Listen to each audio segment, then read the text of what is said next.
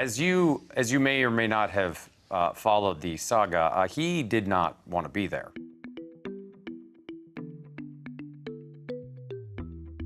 Number 10, Janeane Garofalo, Saturday Night Live. For many comedians, Saturday Night Live is a dream job, but for Janeane Garofalo, it was more akin to a nightmare. Yeah, that makes sense. Joining the sketch series in the mid-1990s, Garofalo quickly grew disillusioned with its famously chaotic environment, describing her time there as one of the worst professional experiences of her life. A big part of that stemmed from her frequent clashes with both cast members and writers, as she criticized the show's boys' club environment. Well, I think any business is like that. She simply didn't mesh with the frat-style atmosphere fostered by her male castmates and reportedly felt alienated and dismissed. Patty, are you in the mood? Oh, yes. Let's do it. Let's do it now. After just one season, Garofalo quit, and she since refused to mince words about her experience. Number 9, Misha Barton, The OC. So, what do you think of Newport? I think I can get my struggle where I'm from. Misha Barton's breakout role as Marissa Cooper on The OC came with fame, pressure, and plenty of behind-the-scenes tension.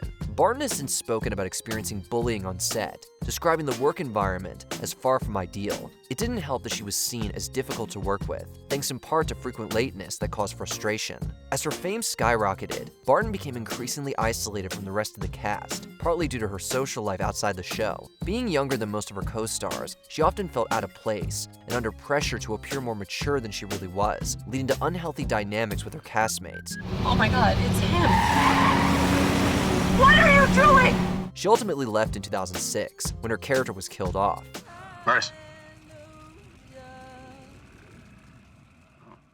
Number 8, Joan Collins, Dynasty. Few TV shows captured 80s excess quite like Dynasty, and few rivalries were as fierce as Joan Collins with her co-stars. While Collins' portrayal of the villainous Alexis Carrington revitalized the show, it also sparked tension behind the scenes. Infamously, Collins reportedly clashed with Linda Evans, who played her on-screen rival, Crystal. Their professional competition spilled into real life, and many tabloids of the time. Collins was also accused of being difficult and demanding on set. Well, since you haven't come up with anything better, you are fired! However, she has said in interviews that some co-stars resented the attention she received, and she was seen as difficult for fighting for equal pay. Number 7, Terry Hatcher, Desperate Housewives. On screen, Terry Hatcher's character, Susan Mayer, was clumsy but lovable. Off-screen, Hatcher's co-stars reportedly didn't share the love, and the feeling was mutual. And when she comes back here, I'm gonna shove this picture in her perky little mug, and when she's... Let's not make a scene. Rumors of tension on the Desperate Housewives set began early, with several cast members allegedly finding Hatcher distant or self-centered. Yeah. Sometimes people pretend to be one way on the outside when they're totally different on the inside. By the time of the show's finale, things had gotten so bad that Hatcher's name was famously left off a farewell card signed by the cast and crew. Co-star Nicolette Sheridan once called her the meanest woman in the world, while others hinted at strained working relationships. Hey! Say you're sorry. Oh, let me go! Say it! Even creator Mark Cherry admitted she could be lonely on set due to tensions with her Wisteria-Lane co-stars. Number 6, Janet Hubert, The Fresh Prince of Bel-Air. When Janet Hubert was replaced as Aunt Viv on The Fresh Prince of Bel-Air, fans were stunned, and so was she. You know, Miss Banks, since you had that baby, there's something different about you.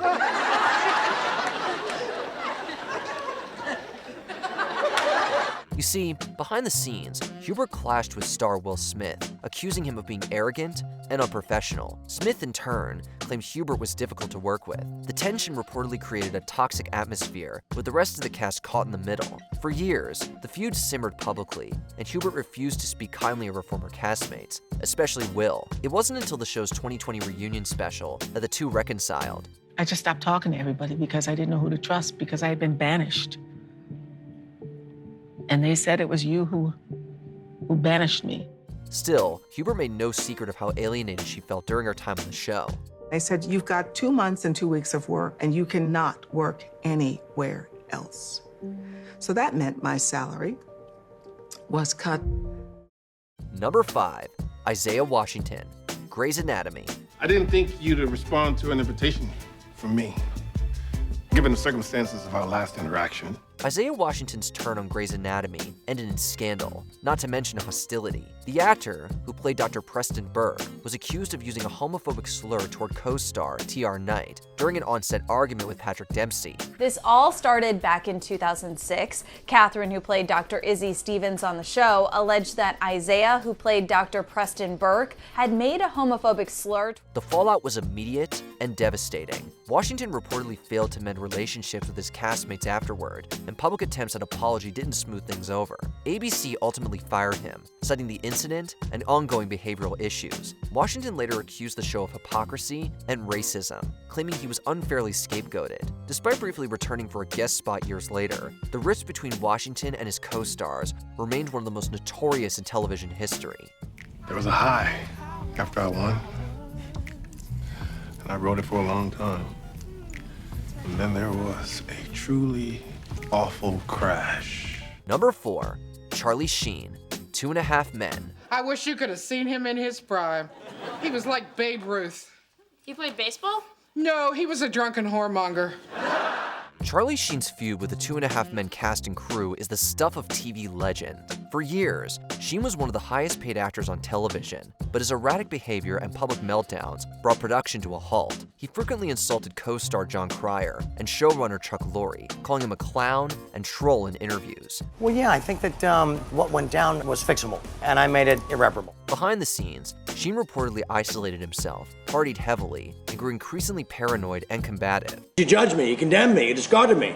Well, not anymore. Winning! His public winning tirades became so damning that CBS had no choice but to fire him in 2011, ushering Ashton Kutcher into the fold for the final 4 seasons. Number 3, Kim Cattrall, Sex and the City. While fans adored Samantha Jones on Sex and the City, Kim Cattrall couldn't say the same about her co-stars. In fact, her feud with Sarah Jessica Parker became one of the most public in TV history. What is your problem? I don't have a problem. You have a problem. I have marabou-covered breasts. That is my only problem. Cattrall claimed that Parker and others on set created a mean girl culture that left her feeling excluded. I just wish that Sarah had been nicer.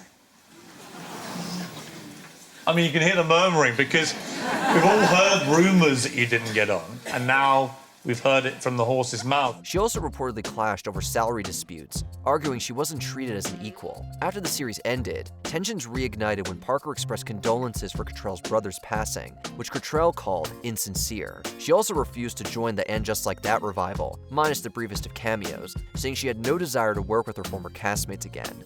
My flight's 3 hours delayed, Carrie. I won't be able to make it there in time. In time for what? The Last Supper? Miranda and Charlotte told me all about it. I was gonna surprise you. Number 2, Shannon Doherty, Beverly Hills 90210. Nobody knows me here. I could be anybody. I could be somebody.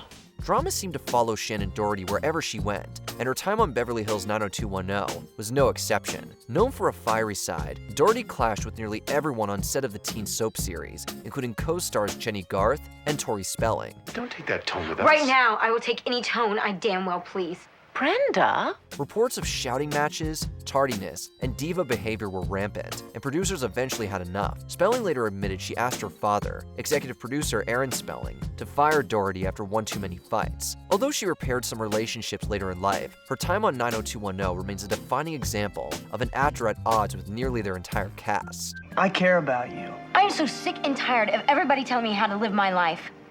It's my life, Dylan. I will live it how I want to.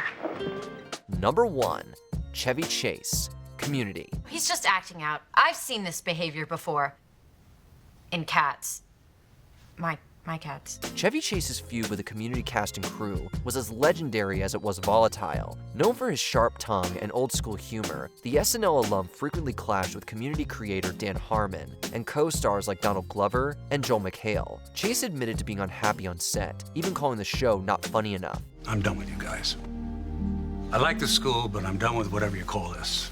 His outbursts became infamous, including a voicemail rant aimed at Harmon that leaked online after the showrunner played it at a comedy show. Eventually, Chase was written off the series, leaving under a cloud of tension and regret. I'm who I am, and I like who I am. I don't care.